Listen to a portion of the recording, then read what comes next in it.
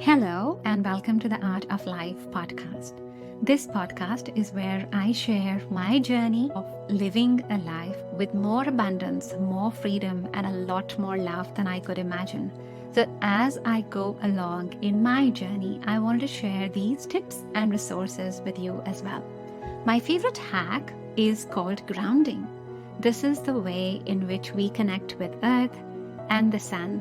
These are the natural resources that are available to us for balancing our internal energy, for releasing stress, and for bringing in all the goodness that we want in life.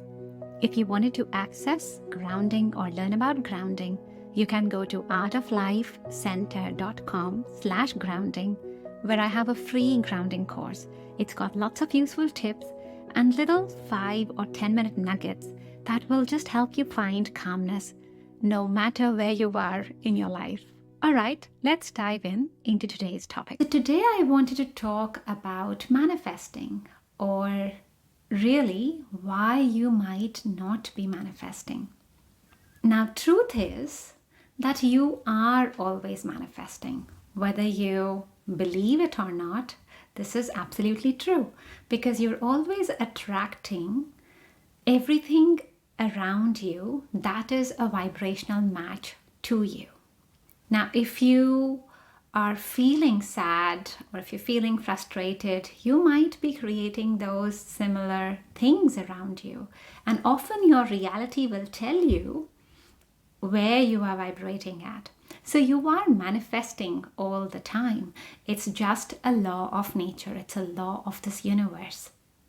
But what we have to do is we have to start manifesting at a level that we want. So if you want to create your dream house, if you want to have a soulmate, if you want to have a job or a work that really nourishes you and supports you, then you want to be thinking about what is it, how can you actually tweak your manifesting so that you are manifesting what you want. So let's talk about the most common reason why we might not be manifesting.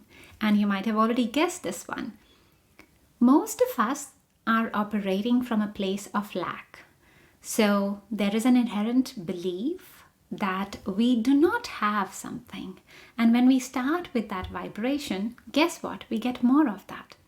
So if you wanted to attract a soulmate and you were thinking, oh, my friend has a really cool boyfriend, and so on, you're actually operating from a place of lack.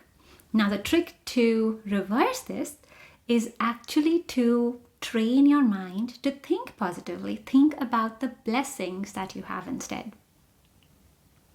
For example, you could think about water.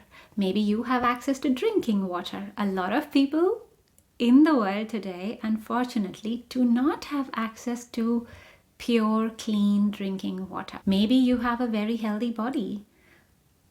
There are people that you would know even who do not have a very well-functioning body, or they might even have terminal illnesses and so on. So just thank yourself for that. Maybe you live in a nice place, even if it's small, even if it is however it is, it's a nice place where you can be by yourself, or you can have your family and friends around, whatever that space is. Just be grateful to that first before you started creating the house. If you wanted to have a really good soulmate, you could start by thinking how amazing you are with friends. You could start by thinking about stuff where you are blessed in relationships. Maybe you have a really good family. Maybe you have some really good friends. Maybe you've known some people for a really long time. Or maybe you just connect with people really well. But think about those and offer gratitude for those.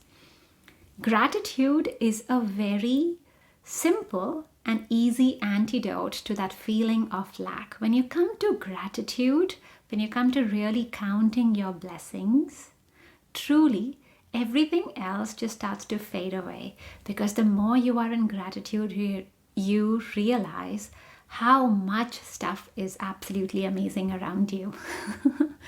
So that's tip 1.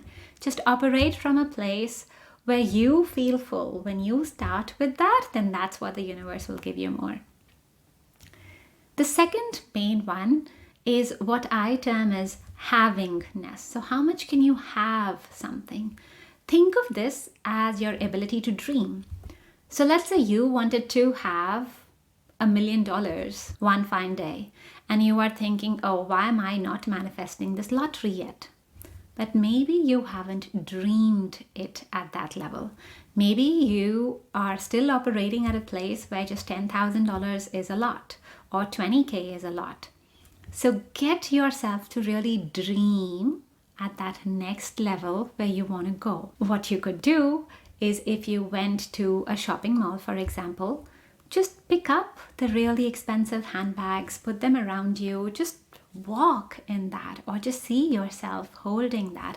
See yourself having really luxurious plane trips if you wanted to manifest $1 million. But really start feeling yourself dreaming like that is happening. And then you start vibrating at that frequency, which will manifest more of what you desire. This is where vision boards also come in really handy. Now, the third most common one is permission.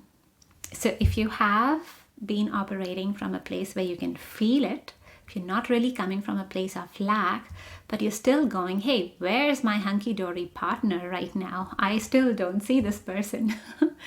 Then you have to give yourself permission for this.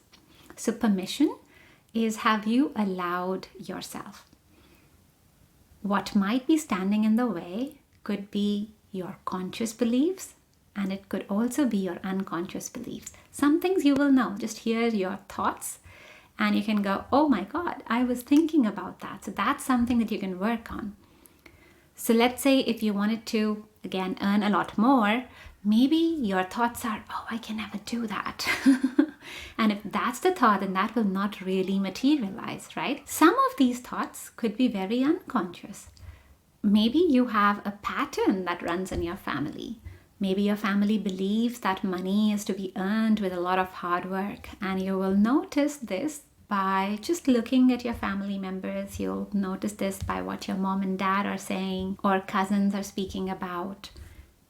There's a theme. There's a theme to what we match at a family level. So just think of those family agreements and patterns that you might be carrying. And then the trick is to just rewire yourself. Start saying something which is completely the opposite. Start saying something that is empowering. So if the family belief is that you must work really hard so that then you can get some money, you can start telling yourself, hey, I earn money with ease. And just practice saying that again and again and again till it actually starts feeling a little bit real. In the beginning, it might feel totally foreign, but what you are doing is you are training your body to that new frequency, and you are allowing it to feel safe with that. You see, your body acts like a gatekeeper as well. So if in the past you had a really bad relationship, a very toxic relationship where you felt unsafe, then next time when you want to manifest a relationship, your body is remembering all of those experiences and going, no, we don't want a relationship. So you might be wanting to manifest a relationship, but your body is not ready. So with the permission, with the affirmations, you are just letting your body breathe and feel relaxed with that new mindset, with that new manifesting project that you are working towards. You want to feel comfortable so that when you get it, it feels like, yes, that was always meant for you. There's no shock. That's what the body wants to ensure. So you can just give it a lot more permission. I'm going to give you some bonus material here as well. You learned about the 3 reasons for manifesting, but what I've found in my coaching is that we still don't understand where it is that we are lacking. Like, we still don't understand our blocks all the time. So I'm just going to give you some clues here. Everything in this dual universe is really about balance, if you started thinking about it. And manifesting is simply the same as well. If you are balanced, if you are operating from harmony, that is what the universe will give back to you. So chances are the places that you are either lacking or they're places where you hold some internal fears where whatever you want to manifest, your dream just cannot come through. So think through it. One of the most common imbalances that I see is between the divine feminine and the divine masculine energies. Now, we all have divine feminine and divine masculine energies inside us, our own. It doesn't matter what our body gender is. We all have our own internal feminine and our own internal masculine energies. The masculine energy is a lot around providing. It's a lot around doing all of the actions. Feminine energy is a lot around receiving. It's around resting. It's around intuition and attracting. But if you have a disharmony, then that would make you feel disconnected, and it just means that the universe cannot give you what you're really wanting to seek. So if you are holding some bias against certain genders, like if you have a belief that, hey, women are bad or men are bad, anything like that, that just means that you have an imbalance somewhere, because in its neutral, purest form, nothing's bad. Everything's made from source. Everything's divine. So just work on those feelings. Wherever you feel like you hold a knot against another gender, for example, you could just think about people that you know who are in that gender who are good. Maybe you could even research some people on media, and it doesn't mean that you have to like them 100%. It could just mean that you like them somewhat and you like certain aspects about them. There's nobody who's totally bad and who's totally good. It's just our perspective on it. So that's one way to look at it. Other things you could look at to understand your disharmony is you could just look at the elements themselves. For example, look at air. Do you feel okay if you are in a nice wide open space, or do you prefer a closed environment? Are you okay if it's windy, or are you not okay if it's windy? And now ask yourself, if you're not okay if it's windy, why is that so? If I ask myself the same question, and I'm pretty much to the last stages of working through it, is I don't like the wind because I don't like my hair coming on my face. And it seems very simple answer at first, but the more I dig into it, I don't like my hair coming into my face because it hides a part of me. So freedom is a very important value for me. Freedom is what I want to give out to everyone else as well. And when I feel that that's hindered, then I'm not in my best element. But just having that balance and being okay, like not being triggered with wind, but just being like, hey, this is one part and this is how wind works. This is how air works. The same air that allows me to breathe and do this podcast. That same air is super necessary as well. So if you are interested, then I have the Moon Meditation Circle where we run through a lot of these balancing energies all the time. We just meet during the new moon and full moon, but we balance and harmonize our bodies. Whatever you might be feeling in your body, you'll start feeling a lot of harmony and a lot of connection coming back into your life. So wherever you felt frustrated, that starts going away, and instead you start feeling a lot more fuller, a lot more connected with people around you. You can learn more about my Moon Meditation Circle at artoflifecenter.com/Moon Meditation Circle. See you soon next time with another episode.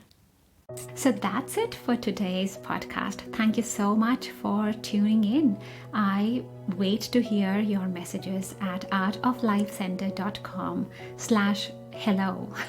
Reach me there at any time, even ask any specific questions or any specific episodes that you would like me to do. Thanks a lot, and subscribe for more. See you soon.